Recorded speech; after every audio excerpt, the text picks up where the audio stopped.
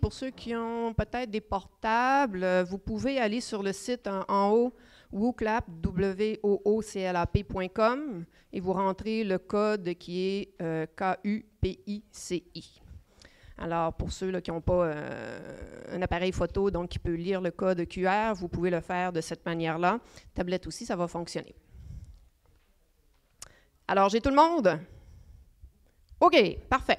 Alors, la première question, c'est une question fondamentale. Et pour ceux qui échoueront dans cette question, je vous demanderai de quitter la salle par la suite. Alors, notre système politique est composé de combien de paliers gouvernementaux? 1, 2, 3, 4 ou aucun? Alors, je vous laisse répondre. N'oubliez pas de valider vos choix dans le bas de la page, parce que sinon, ça ne s'affichera pas là, à l'écran. Alors, je vous laisse quelques minutes. Alors, encore quelques secondes. J'ai 44 réponses sur 47. Donc, il y a peut-être des personnes qui ont oublié de valider dans le bas. Sinon, êtes-vous prêts? Voulez-vous voir la réponse? 3. Alors, je demanderai à 13 personnes de quitter la salle, s'il vous plaît. Ben alors, c'est ça, évidemment, vous avez le palier. Ah oui, on va commencer par en haut. Fédéral, ensuite. Et ensuite, OK, il est où l'autre, s'il vous plaît? Oui, s'il vous plaît, madame. C'est pas grave, c'est pas grave. On se réchauffe, on se réchauffe, on se réchauffe. OK, on continue. Prochaine question. Bougez pas, j'aurais dû prendre ma souris. Tant pis, c'est pas grave. OK, là, on s'en va dans un vrai ou faux. Fait que je vais vous mettre ça facile. Fait que vous avez 50 % de chance de l'avoir, OK? Toutes les compétences, on parle de compétences là, municipales, provinciales ou fédérales, sont exclusives, c'est-à-dire qu'elles ne peuvent pas être partagées entre les différents paliers. Vrai ou faux? Toujours la même chose, n'oubliez pas de valider votre réponse, s'il vous plaît. Alors, vous êtes prêts? La bonne réponse, ça va être faux. Alors, il y a des compétences partagées, en fait. C'est vrai là, que la majorité des compétences sont effectivement exclusives, mais il y a quand même quelques compétences partagées. On va en parler un peu plus loin tout à l'heure. Alors, ça va tout le monde? Oui? Voulez-vous aller prendre un café? Vous mettre... C'est bon? Tantôt? Oui, la pause arrive, là. Reste avec moi. Alors, autre question. Parmi les compétences suivantes, excusez-moi, lesquelles sont des compétences exclusives, donc pas partageables, provinciales? Soins de santé et hôpitaux, loterie, droit criminel, travail, les normes et santé et sécurité, là, et services de sécurité. Il peut y en avoir plusieurs, soit dit en passant. Ce n'est pas juste une. Alors, vous cochez toutes les réponses que vous pensez bonnes. Non, mais c'est anonyme, soit dit en passant, là, OK? C'est pas grave, on s'amuse, on s'amuse. OK, alors j'y vais.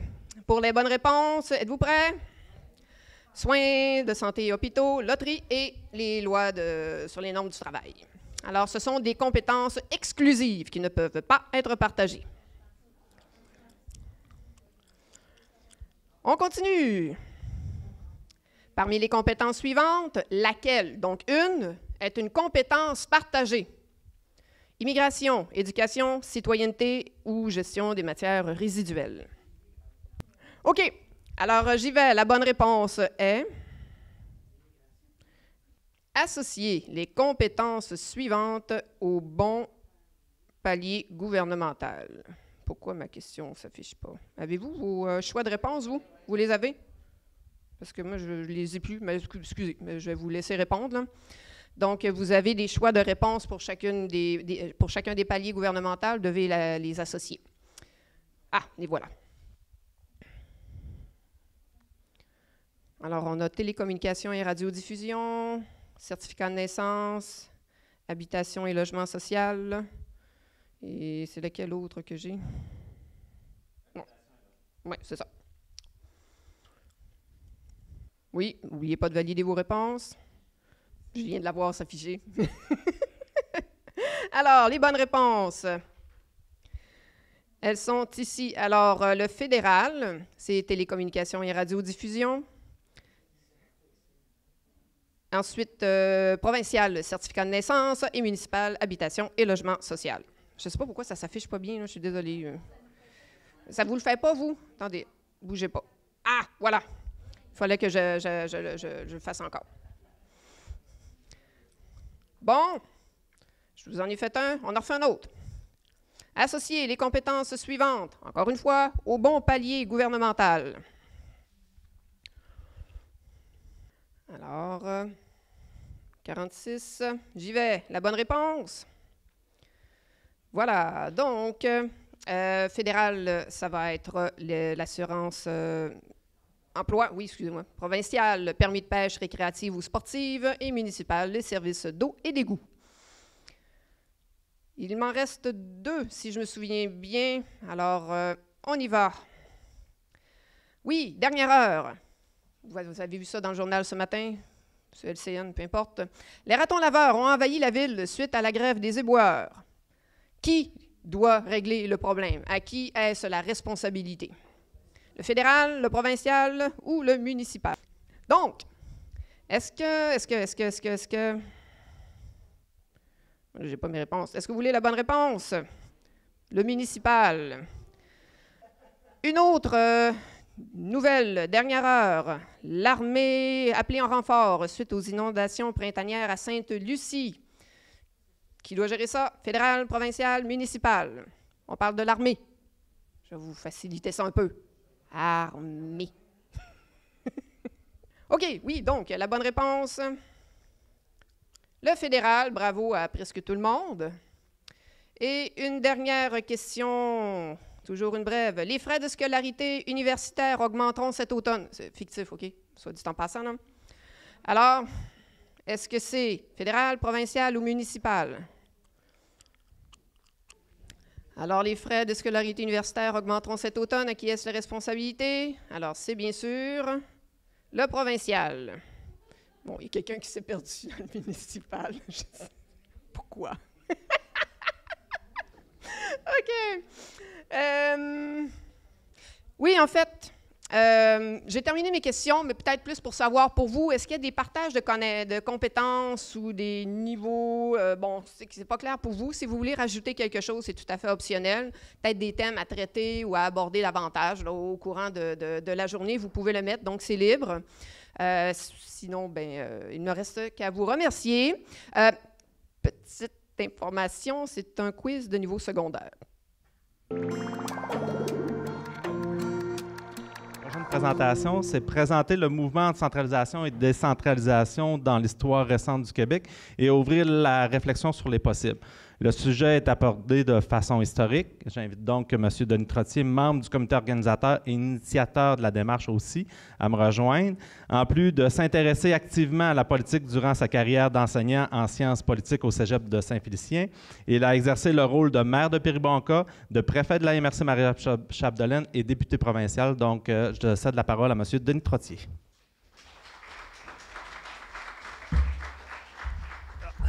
Bonjour tout le monde. Ça fait plaisir de vous adresser la parole, surtout à Péribonka. Pour ça, c'est...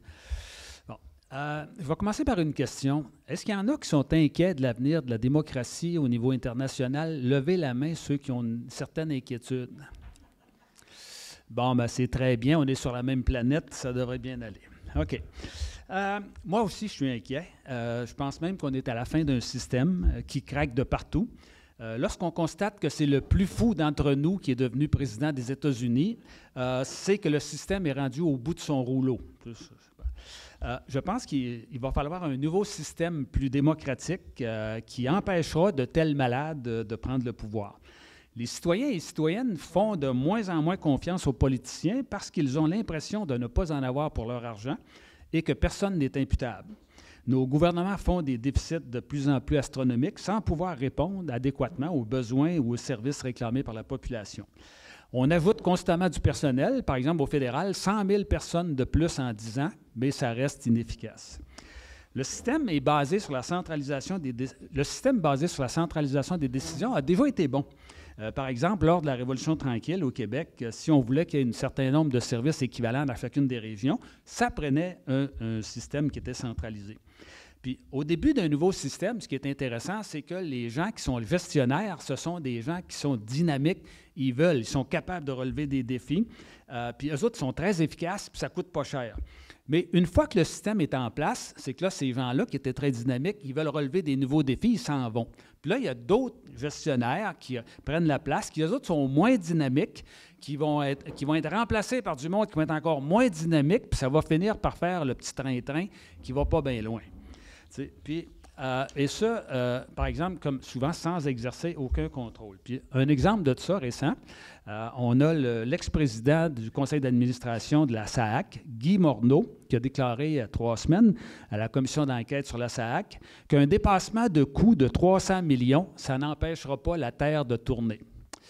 Ouais. Bon, pour lui, déficit ou surplus, c'est pareil. Sa principale contribution, ce n'est pas de bien gérer. Son principal job, c'est de s'occuper d'avoir un salaire et des conditions de travail de plus en plus généreuses.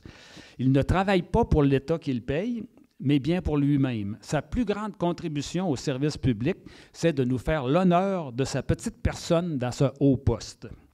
Quand on est rendu là, c'est parce qu'on a atteint un niveau de bureaucratisation et d'impunité extrême. C'est un signe qu'on a passé tout droit et qu'il faut un nouveau système. Mais avant de vouloir tout changer, je pense qu'il est bon de regarder un peu dans le passé et de voir qu'est-ce qui se fait ailleurs. Lorsque j'étais professeur de sciences politiques, mon premier objectif était de faire comprendre à mes étudiants et mes étudiantes que la démocratie, c'était le plus grand legs qu'on avait reçu de nos ancêtres. Puis que, dans le fond, c'était la plus grande invention qui avait été faite, l'invention la plus juste, parce qu'elle avait pour objectif le bonheur commun et non pas le bonheur de quelques-uns. De reconnaître que chaque individu possédait le même vote, c'était juste et équitable. C'était la reconnaissance que l'humain est plus important que l'argent, que tu sois riche ou pauvre, tu as le même vote. Je disais également que c'était le meilleur outil collectif pour améliorer la société. De tout temps, il y a eu des hommes et des femmes qui se sont battus pour cet idéal-là. Il y en a même qui ont donné leur vie, il y en a qui ont été torturés, même ça existe encore aujourd'hui. À l'heure où la démocratie est de plus en plus menacée au niveau international et qu'on a l'impression de ne pas pouvoir faire grand-chose, on a un sentiment d'impuissance par rapport à ça, bien moi, je vous prédis que la démocratie sera conservée et que ce sera au moins en partie grâce au monde municipal. Dépendant des époques et des territoires, il y a eu différents types de gouvernements. Il y a eu, en premier, on pourrait dire, différentes formes que j'appellerais de tyrannie. Il y a eu, à un certain moment donné, l'aristocratie, le gouvernement on pourrait dire, d'un petit groupe d'élites instruites. Il y a eu aussi l'oligarchie, qui était un petit groupe qui dirige sans nécessairement être instruite. Il y a eu également aussi la plutocratie, ça c'est quand c'est les riches qui décident, et c'est le cas à l'heure actuelle aux États-Unis. Ils sont dans une plutocratie, ce sont les riches qui décident. Et vous avez vu récemment, quand il y a eu l'intronisation de Donald Trump, les milliardaires étaient en avant des ministres. Ça, j'avais jamais vu ça en direct, là, il faut le faire. Bon. Mais c'est quoi la démocratie? C'est quoi la définition qu'on peut donner de la démocratie? D'abord, la démocratie, ça vient de 2 mots grecs. Le premier, c'est démos, qui veut dire peuple. Deuxième, kratos, qui veut dire pouvoir. La démocratie, c'est donc le pouvoir du peuple. Abraham Lincoln disait que la démocratie, c'est le pouvoir du peuple, par le peuple et pour le peuple. Comment ça fonctionnait en Grèce? Disons qu'il faut dire que ce pouvoir du peuple a commencé localement. Parce qu'entre autres, le mot politique, ça vient d'un mot grec qui veut dire polis, qui est le mot polis. Et polis, ça veut dire cité. Ça ne veut pas dire fédéral ni provincial, ça veut dire cité. Ça veut dire que ce sont dans les cités, ce qu'on nomme maintenant des municipalités, qui ont commencé avant d'avoir des grands États qu'on connaît aujourd'hui et non l'inverse, comme certains ont pensé nous faire croire. La démocratie a commencé à Athènes il y a à peu près 2500 ans. Il s'agissait d'une démocratie directe, c'est-à-dire que l'ensemble des citoyens décidaient collectivement des lois et des règles. Le problème, c'est que tout le monde n'était pas citoyen. Pour être citoyen, il fallait être un homme, né à Athènes, de parents athéniens, avoir plus de 18 ans, faire un service militaire de 2 ans, ce qui excluait les femmes, les esclaves, les étrangers, beaucoup plus d'exclus, mais comme on dit, ça commençait. On réunissait comment ça fonctionnait? On réunissait les citoyens dans des endroits extérieurs qu'on appelait l'agora, où différents orateurs faisaient des discours expliquant leur orientation et on faisait voter le monde. il y a eu différents types de votes qui ont été faits. Entre autres, il y a eu une période dans laquelle on prenait des juges, on les enfermait dans une espèce de petite cabane sans fenêtre, puis sans voir personne. Puis là, une fois que les gens avaient présenté leurs affaires, c'est que ça criait, mettons pour le premier, combien est-ce qu'il y en a qui sont pour, puis là, ça criait, puis après ça, le deuxième, puis là, c'est que les juges devaient déterminer quel groupe avait crié le plus fort, c'était eux autres les vainqueurs. Là, il y en a qui n'étaient pas d'accord parce qu'ils disaient, il y en a qui crient plus fort que les autres. Tu sais, c'est que là, il y en a qui sont en avant, d'autres sont en arrière, etc. Ça fait que là, on dit, on va faire une autre sorte de vote. On va mettre ceux qui sont pour du côté gauche, ceux qui sont contre du côté droit. Mais ça, c'était compliqué aussi parce que là, il fallait que le monde se déménage puis tout le quitte. Et finalement, il y en a quelqu'un qui dit, on va faire ça à main levée. Main levée, c'est ça qui est le moins compliqué. Les pour, les contre, puis le kit, c'est visuellement. Fait que c'est comme ça que ça a avancé. Et le vote à main levée au Canada, ça existait encore en 1896. Dans les usines, c'était les boss qui comptaient les votes. Puis il y avait des petits tableaux qui marquaient que si ce n'était pas le candidat du boss qui était élu, ça pourrait arriver qu'il y ait moins de jobs puis des moins bonnes conditions de travail. C'était relativement démocratique. Quant au chef, qui est-ce qui devait décider dans le temps des Grecs? C'était qu'il fallait que ce soit le meilleur de tous, pas le pire, le meilleur. Bon, idéalement, il devait avoir appris les arts, la musique, le dessin, le chant, la lecture, l'écriture, l'entraînement physique, l'art de la guerre, les mathématiques et finalement la philosophie. Cette formation durait plus de 20 ans. Elle exigeait qu'il n'ait ni femme ni enfant pour ne pas être distrait et pour éviter qu'il fasse une dynastie avec ça. Tous ces frais étaient payés par l'État, mais il ne devait recevoir aucun salaire afin d'éviter qu'il s'accoutume à avoir de l'argent. Et en plus, c'est, somme toute, pas tout à fait le portrait de Donald Trump. Bon, peut-être que vous pensez, mais j'ai oublié une affaire importante, là, c'est que quand il y a eu le vote, là, c'est qu'à un certain moment donné, il y avait des citoyens qui auraient pu voter, mais ça ne les intéressait pas. Eux autres, ils disaient, la politique, ça ne vaut pas la peine, c'est pas important. Puis là, le mot qu'on disait pour ce monde-là, en grec, ça s'appelait « idioté ». Idioté, c'est un terme, c'est de là que vient le terme « idiot ». Et un idiot, c'est quelqu'un qui pense que la politique, c'est pas important. Bon, peut-être qu'il y en a qui pensent qu'il n'y a pas juste des citoyens qui sont idiots, il y en a peut-être qui pensent qu'il y a des présidents qui sont idiots. Si vous pensez ça, c'est pas correct. Donald Trump n'est pas un idiot. Donald Trump, c'est un grossier et vulgaire manipulateur qui travaille à rendre le plus de monde possible idiot. C'est que lui, d'abord, il a tellement menti dans sa vie. Juste dans son premier mandat, il a compté 30 354 menteries. Puis avec l'allure qu'il a présentement, d'après moi, il va être capable de battre son record. Puis, tu sais, c'est que lui, ce qu'il dit aux gens, là, c'est « laissez-moi faire ». C'est que lui, ce qu'il dit, c'est que je vais m'en occuper, moi, de la politique. Là. La politique, c'est sale. Je vais tout nettoyer ça sans que vous ayez besoin de vous salir les mains. Dans le fond, ce qu'il dit, c'est que je suis votre nouveau Dieu. Agenouillez-vous et priez. On ne doit pas accepter ça parce que si on accepte ça, ça veut dire qu'un jour, on ne sera plus capable de se lever. Si on reste, on pourrait dire observateur, bien un jour, on va se ramasser comme Hitler. Et il y a 500 ans, il y a un philosophe qui s'appelait La Boétie qui disait que pour que le mal s'installe, il suffit que les bons ne fassent rien. Il y a plein de monde présentement qui trouve que ça n'a pas de bon sens, mais il n'y a pas beaucoup de monde qui se lève sur la planète pour dire que c'est un fou qui dirige ce pays-là. On passe maintenant des Grecs au Moyen Âge, qui souvent le Moyen Âge était vu comme étant une période mauvaise, de noirceur, mais ce n'était pas si noir que ça. Dans les petits villages qu'on appelait des communes, qui provient du latin communis, communis ça veut dire commun, mise en commun.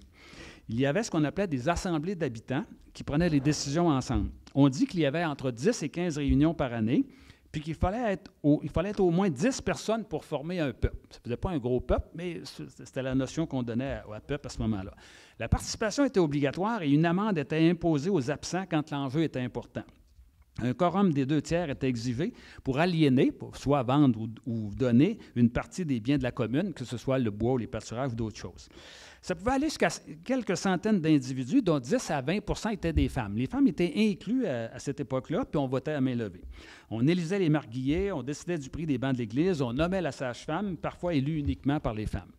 On pouvait réunir plusieurs communautés pour traiter des problèmes communs. C'est aussi l'époque où on a fondé des milliers de monastères d'hommes et de femmes qui devaient se conformer à la liste des règles de Saint Benoît, qui était le fondateur des bénédictins il y a 1500 ans. Une des règles les plus importantes, c'était que l'élection de l'abbé en chef, ça devait se faire démocratiquement par l'ensemble des moines. Et ça marche encore aujourd'hui. Une des choses que j'avais trouvées intéressantes chez les pères trappistes, c'est que quand l'abbé, quand il y a deux personnes qui se présentent, celui qui perd ses élections, qui était abbé anciennement, on l'envoie ailleurs dans une autre communauté pour qu'il puisse réfléchir un petit peu, puis qu'il puisse éviter de vouloir continuer de rôner par en dessous ou de côté, etc. Puis je trouve que c'était très sage de faire ça. Puis quand il était suffisamment déconnecté de tout ça, il pouvait le ramener dans sa communauté. Moi, je pense qu'on devrait faire ça encore. Entre autres, on pourrait dire à Donald qu'il pourrait aller en Russie ou en Corée du Nord, là, retrouver ses amis. Ça lui ferait du bien et nous autres aussi. Bon. La démocratie médiévale était bien vivante, beaucoup plus qu'aujourd'hui. Elle permettait au peuple de se gouverner par lui-même, alors que mais à un certain moment donné, il y a des assemblées du peuple que, quand le roi a voulu commencer à mettre des impôts de plus en plus importants, ils ont dit non, nous autres, là, on refuse ça, on ne veut pas faire ça, parce que ça va servir à faire la guerre. Bien là, qu'est-ce que les rois ont fait? Ils ont aboli les assemblées et on est retombé sur la royauté, que le peuple n'avait plus rien à dire, malheureusement. C'est donc dire que dans l'histoire de l'humanité, il y a des hauts et des bas, comme on pourrait dire. Mais il y a toujours eu des débats entre les décentralisateurs et les centralisateurs. Ça a toujours existé. On est passé des cités-États composés d'un petit territoire dirigé par un roi à des vastes empires comme l'Empire romain. Habituellement, les cités-États étaient entourés d'une muraille, puis ils avaient leur propre monnaie, ils avaient leur propre loi, ils pouvaient donner asile à quelqu'un qui était poursuivi sur d'autres territoires. Et de ces cités-États qui étaient très nombreux, il y en a resté quelques-uns aujourd'hui, dont Singapour, Monaco, Vatican, etc. Avec le développement des moyens de communication et l'accroissement des échanges économiques, il était difficile de gérer une panoplie de lois, de monnaies, de langues différentes. C'était rendu très compliqué. On a donc uniformisé sur des grands territoires et on a vu apparaître ce qu'on appelle les États-nations, comme les États-Unis lors de la Révolution américaine de 1776 et la Révolution française en 1789. Les principales caractéristiques de ces États-nations étaient l'abolition de la monarchie, remplacée par un gouvernement central élu, une langue et des lois communes à l'ensemble du territoire, une constitution garantissant les droits fondamentaux, liberté de presse, de parole, de réunion, etc. Et on pourrait dire, on garantissait à tous les hommes, mais pas aux femmes. Et durant la Révolution française, il y a une féministe, philosophe, Marie de Gouges, qui avait écrit la Déclaration universelle des droits de la femme. Malheureusement, elle a été guillotinée. Lors de la Révolution américaine et celle française, il y a toujours eu des centralisateurs, décentralisateurs. Aux États-Unis, les États de l'Union, qui étaient au nord, voulaient avoir un gouvernement plus centralisateur. Ceux qui étaient au sud voulaient avoir un gouvernement plus décentralisateur. Mais c'est finalement le nord qui a gagné, mais il y avait d'autres problèmes aussi que ça, là, entre autres la question de l'esclavage. En France, il y avait deux groupes aussi. Il y avait les Girondins qui voulaient un gouvernement très, très décentralisé, qui aurait permis le maintien des différentes langues. Puis il y avait aussi les Jacobins centralisateurs, et c'est les centralisateurs qui ont gagné là aussi. En URSS, c'est la même affaire. C'est que lors de la Révolution communiste, il y avait les décentralisateurs qu'on appelait des anarchistes ou les socialistes utopistes, qui, eux autres, voulaient que les villes, les villages conservent leur autonomie. Malheureusement, ce sont encore une fois les centralisateurs qui ont gagné. On passe au Québec. En Nouvelle-France, de 1608 à 1760, la démocratie est bien mince. C'est le règne du Conseil souverain, composé du gouverneur, de l'évêque et de l'intendant. Il n'y a guère de loi et le Conseil sert surtout de tribunal. Les premiers colons sont laissés à eux-mêmes sont laissés en partie à eux-mêmes et soumis au régime seigneurial dans lequel les paysans avaient droit de protection du seigneur en cas d'attaque et à l'utilisation des fours à pain, des moulins à farine contre un pourcentage de leur récolte et de leur travail qu'ils étaient obligés de donner gratuitement au seigneur. Des morceaux du régime seigneurial ont réussi à toffer jusqu'en 1935. Pour ce qui est des coureurs des bois, ils faisaient pas mal ce qu'ils voulaient. C'était dur, mais c'était la grande liberté. Beaucoup de Québécois et de Québécoises ont conservé ce petit côté coureur des bois. Au début de la colonisation du Saguenay-Lac-Saint-Jean, à compter à la fin des années 1830, c'était le bordel. Il n'y avait pas de police, pas de chemin, pas de soutien. Des gens se faisaient voler leurs terres par d'autres. C'était vraiment le bordel. Suite à la révolution, à la rébellion des Patriotes de 1837-38 et de son écrasement, on peut noter dans le rapport Durham de 1840 qu'en dehors des murs de Québec, il n'y a au Québec aucune administration, sauf un fonctionnaire à Montréal et un autre à Trois-Rivières. Dans le reste de la province, il n'y a ni shérif, ni maire, ni constable, ni aucune sorte de fonctionnaire ou d'officier nommé ou élu par le peuple. En 1841, on émet une ordonnance qui vise à diviser le Québec en 22 districts qui seront à l'origine des conseils de comté, qu'on a connus encore jusqu'à récemment. Et à cette époque, les Canadiens français refusent de les mettre en application parce qu'ils disent que ça va être juste des machines à taxer. Fait que là, ça marche plus ou moins bien. En 1845, les deux ordonnances sont abolies pour être remplacées par les municipalités, villes et villages qui devront élire 7 conseillers qui nommeront un maire entre eux. Le maire n'était pas élu au suffrage universel. Pour voter, il fallait être un homme de plus de 21 ans et détenir une certaine fortune ou avoir une profession. C'est à compter de 1870, avec l'adoption du Code municipal, que le monde municipal apparaîtra un peu comme aujourd'hui. Et en 1903, il y a la loi des cités et villes qui sera modifiée en 1922 afin de créer le poste de gérant de la ville qui deviendra par la suite le directeur général.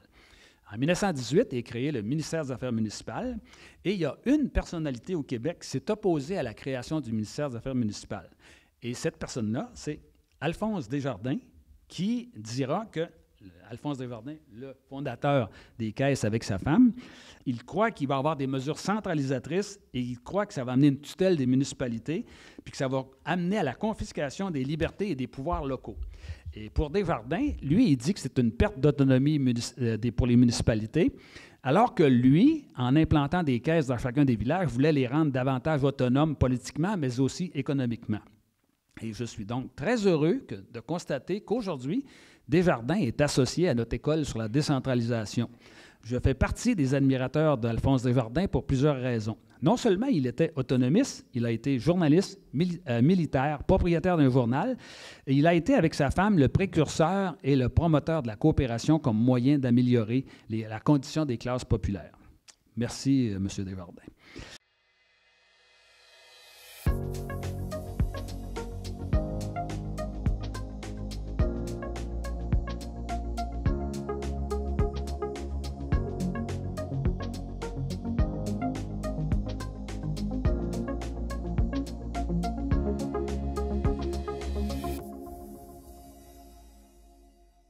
Bonjour, mon nom est Émilie Godreau de Délices du Lac-Saint-Jean.